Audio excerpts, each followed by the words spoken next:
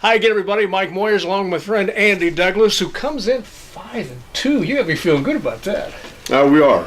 It's a good time for us right now, and I think the biggest thing is we're improving, and we're seeing those improvements in games, and we still have some areas, obviously, that we need to improve on, but I think the kids are kind of grasping on to both offense and defense, and we're playing well. You take a look at the East Moline game. United Township, whatever you want to call them, East Moline. Us old guys call them East Moline. Cliff Talley, thanks for stopping by. But you look at that game the other night, and I come away from that going, single-digit quarters. Your defense is that strong. It is, when we play as active as we can. And I think it starts at a lot of points for us, but mainly with Jake Jove on the point, or any of the guys that we have, kind of dictating the tempo. And Jake's done a phenomenal job as of late. Of being more active, using his length, his athleticism up top, and it allows for the other guys to kind of see what he's doing on the point, and they kind of feed off of what he's doing. So I think he's been a big piece of what we're doing out top. And then I think our backs have been extremely active as well. So I mean, we're swarming to the ball. Our biggest thing, and we talk a lot about, is deflections. We want deflections more than we talk about steals. I rarely ever mention us getting steals. It's more getting our hand or our foot, any part of our body on the ball, just to give us kind of more energy in what we do defensively. And right now we're playing it solid. You know, and talking about defense, people don't realize this because they're watching the ball so much, but when you're in the defensive half-court set, if you can push that opposition back another 6 inches, maybe a foot and a half, that's a little different because everybody's got their shot. They got a spot where they like to shoot the ball, and when you're pushing them back, that's different. It takes them out of their comfort zone. It pushes them further, and obviously the further away you get, the lower the percentages are. So again, we're seeing a lot of that because of what we're doing up top.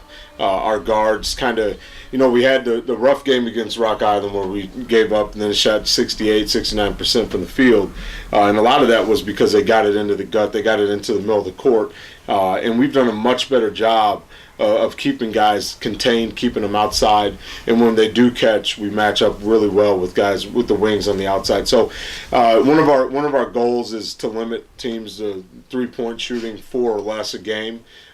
We've given up a few extras, some of them last second shots in the first, second quarter, but we're doing a better job. They're buying into it, and I think what they're really buying into is the fact that we can create offense off of our defense. They want to be a team that gets up and down, and that's one of the main ways that they're going to do it. So they're buying into it. They're feeding into that philosophy. You take a look at Friday night, 39-30 is the final. You guys go on a 14-point run, and LB plays so solid for you. He does. He's a glue guy for us. He does a lot of things, and mainly taking care of the basketball for us. Right now, he's the number one guy, in some cases number one, number two. But he's been a constant for us in that area. But also, again, he's the type of guy defensively that gets his hands on a lot of passes. He anticipates passes off the ball probably better than any of our guys. I think he's just extremely active. And then obviously he's putting together some big point scoring nights where he's knocking down some threes, and I think he had 3 deep threes in the UT game. So he's put it together, and it's playing solid for us. That's Andy Douglas. I'm Mike Moyers. We'll be back to review the Springfield game and look further down the road after we hear this from Landmarks.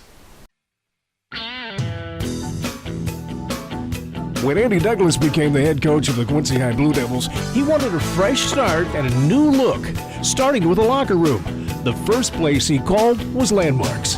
You're looking at the finished product. Wall picks, logos, inspirational quotes, and even window treatments. Each application was custom designed and installed by Landmarks right here in Quincy. The window treatments are one of my favorite parts. They got kind of the wood feel.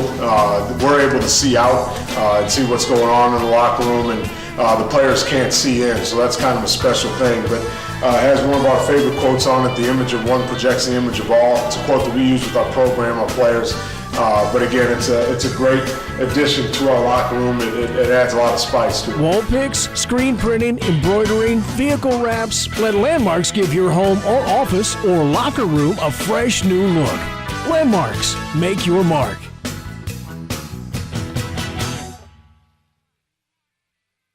Mike Moyers along with Andy Douglas as we move into the Saturday night game. You look at that, and I'm like, this is either going to be a really good thing or a really bad thing. It was good. It was good. And, you never want to have your top point guard off of your roster, or any player that contributes the way that he does off of it. But going into it, I thought it was an extremely good opportunity for our guys to step up and play in more of a defined role as a ball handling guy or a traditional point guard.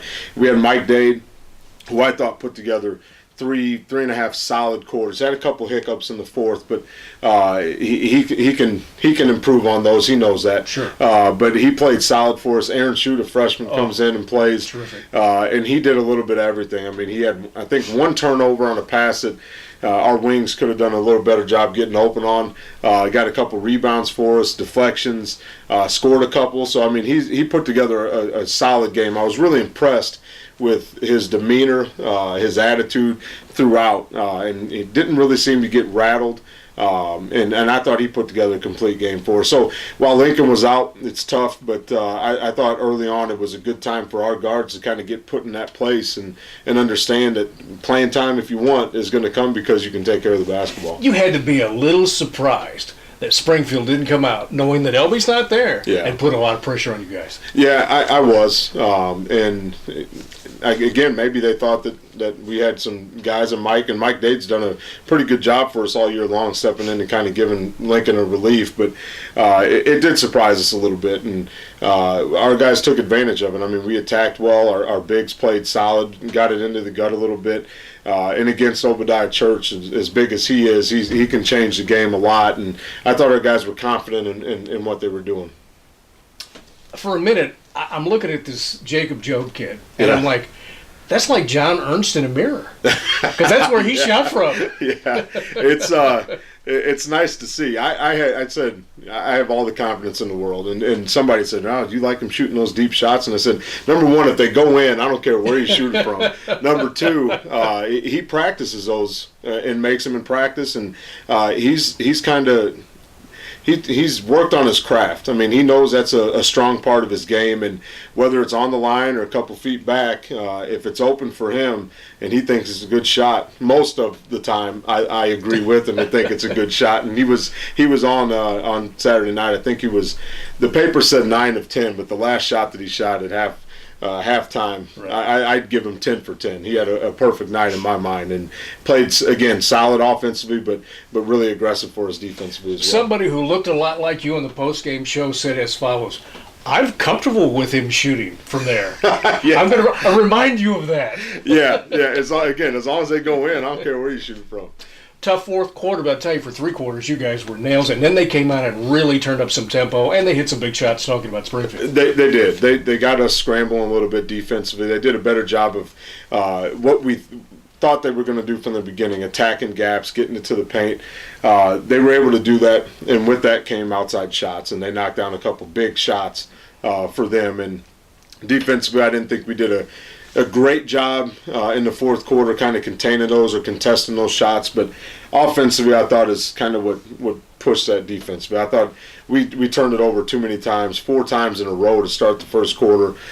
We looked a little shaken with their pressure, and that's something that obviously we need to improve on. Our guards know we really need to improve on that. And in order for us to be a team that makes a postseason run or a conference championship run, we're going to have to be the type of team that can withstand pressure. And we're going to see that Friday night against Galesburg. They put a lot of ball pressure on you, and they try to get you to do some things you don't want to do and aren't comfortable with. And our guys have to learn to adapt to those things. Well, you've got Galesburg Friday night, and then you've got Monmouth, Rosewood.